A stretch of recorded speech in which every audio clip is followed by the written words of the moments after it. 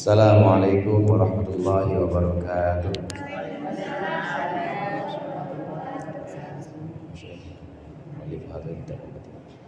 Al-Fatihah.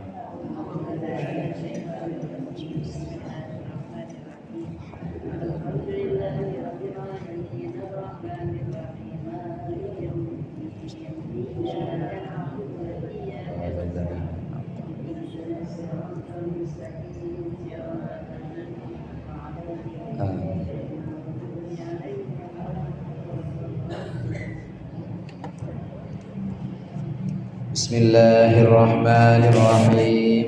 Alhamdulil muallimit tullabi wa musahilil khairi liman yata'allamu.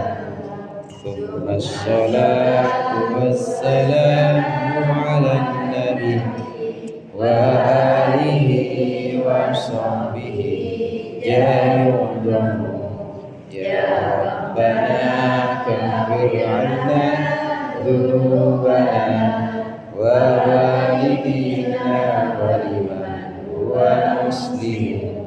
Nad'uka Allahumma ilman nafi'an min yawmina ila al-hisabi yaqulu amin amin amin wa ya Fattahu amin amin amin wa ya alim. Bismillah walhamdulillah wassalatu wassalamu ala sayyidina Muhammadir Rasulillah wa ala alihi wa ashabihi wa man tabi'ah hudah wa la hawla wa la quwwata illa billah. Amma ba'du. Segenap para ibu hajjah, para ustazah, para orang tua dan seluruh jamaah Majlis Ta'lim Kaum Ibu Masjid Al-Abror yang dimuliakan oleh Allah.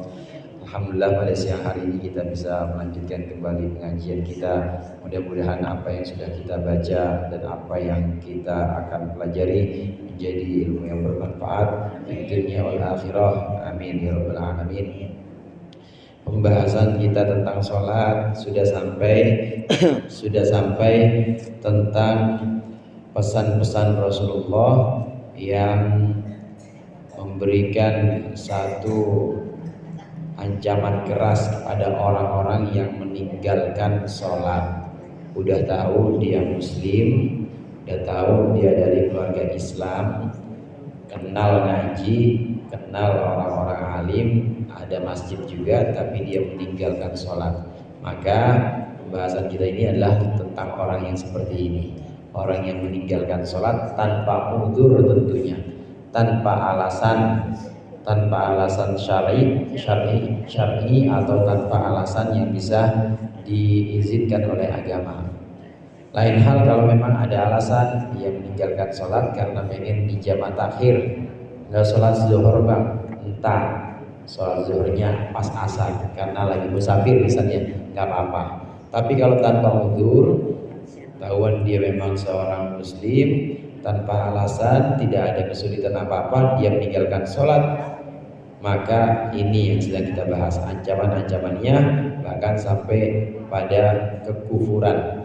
Maka di halaman 115 itu muallif berkata, sama-sama kita baca, Bismillahirrahmanirrahim. Wa Muhammad ibn Nasr wa ibnu Abdil Barri mauqufan ala Ibn Abbasin man tarakas sholata faqad kafara. Sahabat Ibn Abbas berkata, man tarakas sholata, barang siapa yang meninggalkan sholat, faqad kafara, maka sungguh dia telah kufur. Artinya kufur sudah murtad, sudah keluar dari agama Islam. Orang yang dengan sengaja meninggalkan sholat, dengan sengaja dia menentang bahwa sholat itu kata dia gak wajib, maka kufur orang itu, termasuk orang yang sudah keluar dari agama Islam atau murtad. Wa ibnu Abdil Barri mauqufan ala Jabirin. Man lam yusolli fahuwa kafirun. Siapa orang Islam yang gak mau sholat fahuwa kafirun, maka dia sama aja orang kafir. Orang yang gak mau sholat Islam padahal KTP-nya agama Islam ditulis. Kemarin juga waktu kawin, waktu nikah maksudnya, waktu nikah dia juga baca syahadat juga, tapi sholatnya ogah banget. Kalau dengar azan kayaknya kupingnya panas, nggak sholat, maka sama aja dia sebagai orang kafir. Waqala Muhammad bin Nasrin, berkata Muhammad bin Nasr, sami itu Ishaq bin Ruwaihah, yaqulu sohanin Nabi sallallahu alaihi wasallam, ini adalah sabda Nabi yang sahih, anna tarikas sholati, sesungguhnya orang yang meninggalkan sholat itu kafirun, kafir. Kofar kafir aja ini pokoknya, gak usah jauh-jauh. Orang yang meninggalkan sholat itu kafir. Jadi ibu-ibu jamaah rahimakumullah, jangan kita menghukumi orang kafir, tapi lihat ke dalam diri kita sendiri. Kalau ada yang seperti ini, orang yang meninggalkan sholat, maka kita cukup tahu aja bahwa dia orang kafir. Bahwa dia orang kafir. Dan kita cukup tahu aja. Kalau kita kebetulan orang itu adalah orang yang ada di bawah pengawasan kita atau orang yang menjadi tanggungan kita, nah itu kita wajib amar ma'ruf nahi munkar. Anak kita nggak sholat, wajib diingatkan. Kalau sudah 7 tahun maka wajib diingatkan. 10 tahun itu udah pengen balik, Bu. Yang perempuan juga udah waktunya dia mens, yang laki-laki juga biasanya sudah balik 10 atau 15 tahun, nggak mau sholat juga, pukul. Karena kalau kita membiarkan, padahal itu adalah anak-anak tanggungan kita, maka kita dosa besar juga kalau kita tidak memerintahkan dia untuk sholat. Karena statusnya berat di sini, statusnya predikatnya orang yang meninggalkan sholat adalah orang kafir. Wa qala Ibnu Hazmin qad jaa Umar bin Khattab, telah datang satu perkataan dari Umar bin Khattab radhiyallahu an, bahwasannya anna man taraka sholatan wahidan, siapa orang yang meninggalkan satu sholat saja, hatta yakhruja waktuha, sehingga keluar waktunya, fahuwa kafirun murtadun, maka orang itu kafir dan murtad. Meninggalkan sholat hingga keluar waktunya, udah waktunya sholat asar, tarlu tahu tarlu, Bu? Udah waktunya sholat asar, tarsok dibilang. Ya, kebanyakan itu. Udah waktunya sholat zuhur, kemudian dia masih ditunda-tunda terus, maka orang yang meninggalkan satu sholat aja, enggak semuanya, hanya satu sholat aja, maka kata Sayyidina Umar, kafir murtad. Dia udah termasuk orang yang kafir dan orang yang murtad. Ini betapa seriusnya Nabi Muhammad dan juga betapa seriusnya para sahabat ini memperingatkan orang-orang yang meninggalkan sholat. Kalau kita alhamdulillah sholat semua, Bu, ya, sholat semua alhamdulillah. Yang penting itu orang-orang yang dalam tanggungan kita, orang-orang yang memang dekat dengan kita, maka kita wajib mengingatkan. Jangan sampai meninggalkan sholat dengan gampang. Naudzubillah. Tambihun, betul ya? Ini adalah sebuah pengingat. Qala jama'atun minas sahabati, berkata sekelompok dari sahabat Nabi, wat tabi'ina, dan dari tabi'in. Tabi'in itu muridnya sahabat, wa man ba'dahum, dan orang-orang setelah sahabat dan tabi'in. Apa perkataannya? Yakfuru tarikus sholati, kafirlah orang yang meninggalkan sholat. Yakfuru atau bikufri, ba apa ya itu? Bikufri, ba apa ya? Bu, ba ya, bikufri tarikus sholati, tentang kufurnya orang yang meninggalkan sholat, wa ibahati damihi, dan boleh atau halalnya darahnya orang yang meninggalkan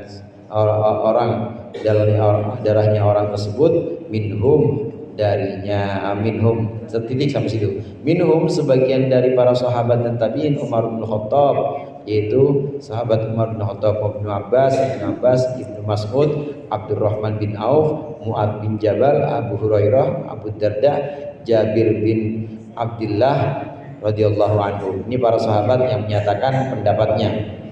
Nah, selain sahabat yaitu para tabi'in dan murid-muridnya tabi'in, antara lain Ahmad bin Hambal, Ishaq bin Rahawayh dan Abdullah bin Mubarak serta An-Nakhai wal Hakim wa Ibnu Uyainah. Ini adalah para sahabat, para tabi'in yang mengeluarkan pendapat tentang orang yang meninggal sholat. Bagaimana hukumnya orang yang meninggalkan sholat karena dia ingkar kepada kewajiban sholat? Maka para sahabat Nabi dan juga murid-muridnya sahabat ini menjawab, orang yang meninggalkan sholat maka hukumnya kufur dan juga boleh darahnya. Ibu-ibu jamaah rahimakumullah, ini kalau kita terapkan hukum Islam. Kalau kita terapkan hukum Islam dalam kitab-kitab fikih, memang orang yang meninggalkan sholat itu harus dibunuh. Tapi negara kita bukan negara Islam, maka harus kita serahkan, kembalikan kepada kesepakatan. Memang man ra'a minkum munkaron falyughayyirhu biyadi. Siapa orang yang melihat kemungkaran, melihat orang kagak sholat misalnya, maka hendaklah dia mengubah dengan tangannya. Ini kalau kita punya kekuasaan, kalau kita punya kemampuan, kalau kita memang punya kekuatan. Paling gampang itu kalau kita terapkan kepada orang-orang yang dalam tanggungan kita. Ibu sama anak ibu, jangan takut sama anak, Bu. Ubah kemungkaran itu, amar ma'ruf nahi munkar, mulai dari rumah maksudnya. Nggak usah jauh-jauh pengen diri negara Islam, nggak usah jauh-jauh pengen nuntut pengen nuntut misalnya dibuat undang-undang syariat, nggak usah. Cukup kita dengan keluarga kita punya anak, kita punya keponakan misalnya, nasihatin jangan sampai meninggalkan sholat. Karena orang yang meninggalkan sholat itu hukumannya sangat berat. Dalam Islam itu tadi, dalam Islam itu dia sudah kafir, kemudian darahnya itu halal, artinya boleh dibunuh. Ada tata caranya, Bu. Ada tata caranya dalam hukum Islam, dan tidak boleh main hakim sendiri. Ini bukan hanya terkait hukum sholat, semua hukum yang kita kenal, ibu kenal hukum yang namanya hukum kisos. Kisos itu mata bayar mata, kuping bayar kuping, nyawa bayar nyawa, tahu? Itu kan berlaku dalam agama Islam dan pernah diberlakukan. Ini diterapkan tidak boleh sembarangan. Artinya harus ada pihak yang memang mengatur urusan-urusan hukum itu. Gak boleh kita main hakim sendiri. Gak boleh kita melihat orang yang gak sholat kemudian main bunuh aja, gak boleh, malah dosa kita. Harus dinaikin ke pengadilan dulu, harus dilaporkan, kemudian dinaikkan ke pengadilan, maka ditanya oleh hakim dan seterusnya. Prosesnya harus seperti itu, harus melalui proses pengadilan. Tidak boleh kita yang memang bukan petugasnya, kita yang memang bukan orang yang berkewajiban, tidak boleh langsung main hakim sendiri. Tetap dalam hukum Islam itu tetap ada cara-cara, tetap ada prosedur-prosedur untuk menjalankan hukuman-hukuman seperti hukum kisos, hukum pancung dan lain sebagainya. Jadi tetap diatur oleh syariat, tetap diatur oleh Islam yang sempurna ini bagaimana menegakkan hukum-hukum itu. Memang betul, Bu, dalam hukum Islam itu orang yang sholat itu boleh dibunuh, tapi sekali lagi harus melalui aturan yang memang sudah mantap dan baku. Harus ada pengadilannya, harus ada hakimnya, ada juga al-wujubnya. Ada juga memang yang bertugas untuk mengeksekusi, memberikan satu hukuman. Jadi tidak bisa dengan cara dikeroyok atau main hakim sendiri, atau tidak bisa dengan cara kita itu kemudian menghukum padahal kita bukan orang yang berwajib atau orang yang berwenang. Nah, terus berikutnya ini pendapat para sahabat yang menyatakan bahwa orang yang meninggalkan sholat itu sangat berat hukumannya, kafir dan juga halal darahnya. wa Ayyub as-Sikhiyah, mana terusannya itu? Wa Ibnu Uyainah wa Ayyub wa Abu Dawud At-Tibalisi wa Abu Bakrin bin Abi Syaibah wa Zuhair bin Harb wa Ibnu Habib wa ghairuhum. Ini pendapat para tabi'in yang menyatakan bahwa orang yang meninggalkan sholat itu darahnya halal dan juga kafir. Wa qala Syafi'i, dan berkata Imam Syafi'i radhiyallahu anhu wa akharuna, dan selain Imam Syafi'i, inna tarika sholati, sungguhnya orang yang meninggalkan sholat yakfuru, itu hukumnya kufur, kafir dia, inistahallat tarka, apa dia menghalalkan tidak sholat, au jahadal wujuba, atau dia menentang kewajiban. Wa illa, dan jika dia tidak menghalalkan tinggal sholat, maka yuktalu bitarki adai sholatin wahidin, maka dia dibunuh dengan sebab meninggalkan satu sholat saja, hatta yakhruja waktul jam'i, sehingga keluar dari waktu jamak, bidorbi unukihi, dengan memotong lehernya, bisaifi, dengan pedang, illam yatub, kalau dia tidak mau tobat, ba'da istitabatihi, setelah disuruh tobat, kata rikis sholati, seperti orang yang meninggalkan sholat. Ini mazhab Imam Syafi'i, mazhab yang sebagian besar dipegang oleh kita, ulama-ulama kita, kemudian juga kita mazhabnya mazhab Imam Syafi'i. Bagaimana menurut Imam Syafi'i? Menurut Imam Syafi'i, orang yang meninggalkan sholat, kalau dia menganggap tidak sholat itu halal, dia menganggap bahwa nggak ada kewajiban sholat, maka kufur orang itu, langsung kufur. Tapi kalau tidak seperti itu, artinya dia tidak menganggap bahwa meninggalkan sholat itu boleh, dia juga tidak menentang kewajiban, tapi hanya sekedar dia itu meninggalkan sholat aja, maka tetap dia dibunuh. Cuma dibunuh nanti dalam keadaan Islam. Nah, yang perlu kita bedakan di sini, kalau yang pertama menentang kewajiban dan juga menghalalkan tidak sholat, ini dibunuh dan matinya kafir. Nah, sedangkan yang kedua, yaitu orang yang hanya meninggalkan sholat saja, tapi dia sadar betul bahwa sholat itu sebenarnya wajib, tapi dia tinggalkan, maka ini disuruh tobat dulu. Disuruh tobat nggak mau, maka dibunuh. Nah, dibunuh ini tetap melalui proses pengadilan. Kalau disuruh tobat nggak mau, maka dibunuh. Nanti setelah terbunuh, maka dia tetap muslim hukumnya. Ini bedanya yang pertama dan yang kedua. Kalau yang pertama menentang kewajiban sholat, artinya menentang syariat, tentang ajaran agama Allah. Nah, sedangkan yang kedua dia nggak menentang, hanya saja dia meninggalkan sholat. Ini perbedaan satu dan kedua. Sekali lagi, yang perlu diperhatikan di sini adalah hukuman-hukuman terhadap orang yang meninggalkan sholat. Ini harus melalui proses pengadilan, tidak boleh main hakim sendiri. Wakila yudrabu bil asa, wakila yunhasu bihadidin ila ayyusalliya aw yamuta. Ada satu kaul yang mengatakan jangan dibunuh, tapi apa? Dipukul aja, dicambuk atau dipukul dengan tongkat. Ada juga satu kaul yang mengatakan orang yang meninggal sholat ya cukup dipanasin aja pakai besi, tusuk pakai besi panas, itu namanya yunhasu, hingga dia mau sholat atau hingga dia mati. Alhamdulillah. Ini pendapat para ulama. Memang keras sekali, keras kalau urusan sholat. Urusan sholat itu jangan sampai ditinggal.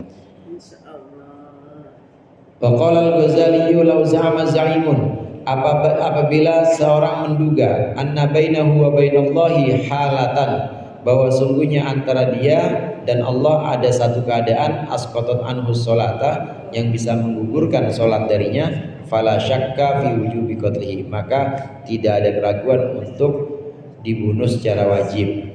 Wa qatlu mithlihi, dan bermula membunuh semisal orang ini, afdalul, lebih utama, min qatli mi'ati kafirin, daripada membunuh 100 orang kafir. Ini pendapat Imam Ghazali. Bu, kalau ada orang bilang gua mah udah ketemu Allah, kata Allah gua bebas dari sholat, misalnya begitu. Gua mah udah ketemu sama Allah dan Allah bilang gua nggak wajib sholat khusus buat gua. Kalau ada orang yang mengatakan seperti ini, maka orang yang seperti ini wajib dibunuh. Wajib dibunuh. Karena membunuh orang yang seperti ini lebih utama dibanding membunuh orang kafir. Kenapa? Bahaya nih orang yang seperti ini. Orang yang seperti ini bahaya karena dia bisa mempengaruhi orang lain. Dia bisa mempengaruhi anak-anak, bisa mempengaruhi remaja bahwa dia habis ketemu Allah dan dia udah dapat dispensasi, dia udah dapat keringanan, nggak perlu sholat. Ini bahaya orang yang seperti ini.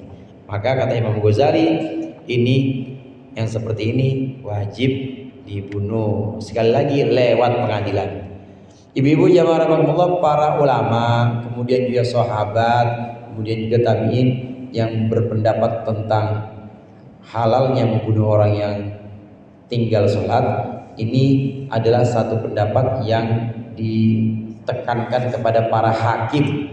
Jadi para hakim, para penegak hukum ini harus menegakkan hukum ini.